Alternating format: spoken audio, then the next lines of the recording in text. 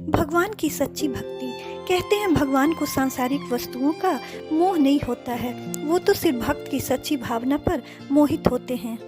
जो लोग निस्वार्थ भाव से भक्ति करते हैं और भगवान की लीलाओं की सीख को अपने जीवन में उतारते हैं, भगवान की कृपा उन्हीं लोगों पर होती है। इसी सच्ची भक्ति पर आधारित एक कहानी रामकृष्ण परमहंस की है।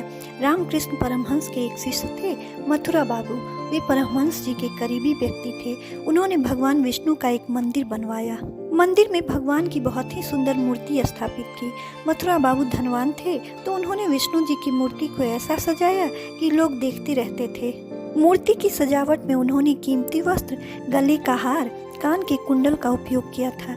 इसके साथ ही सोने की कई और वस्तुओं से भी मूर्ति को सजाया गया था। जो भी दर्शनार्थी मूर्ति को देखता तो उसका ध्यान इन कीमती वस्तुओं पर जरूर जाता था।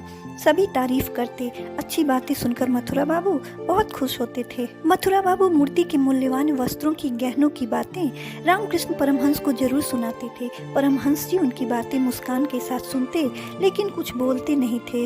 एक दिन मथुरा बाबू परमहंस जी के पास दौड़ते हुए आए और बोले, मंदिर में चोरी हो गई है। मूर्ति तो वही है, लेकिन कीमती वस्त्र और गहने चोर ले गया। आप मेरे साथ चलें, मेरा मन बहुत दुखी है।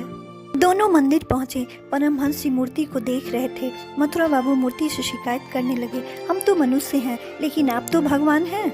हमें तो मालूम नहीं हुआ कि चोरी कब हो गई, लेकिन आपके तो सामने हुई।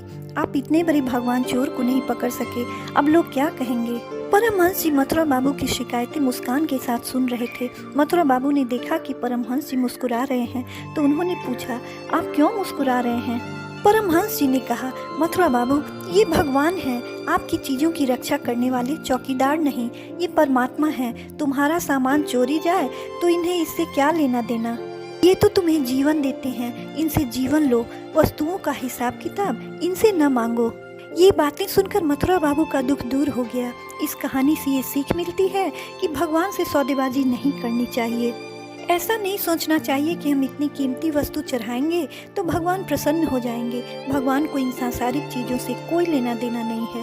भगवान चाहता है कि जब कोई भक्त मेरे पास आए तो अपना चिंतन लेकर आए और मेरी लीलाओं की सीख को अपने जीवन में उतारे।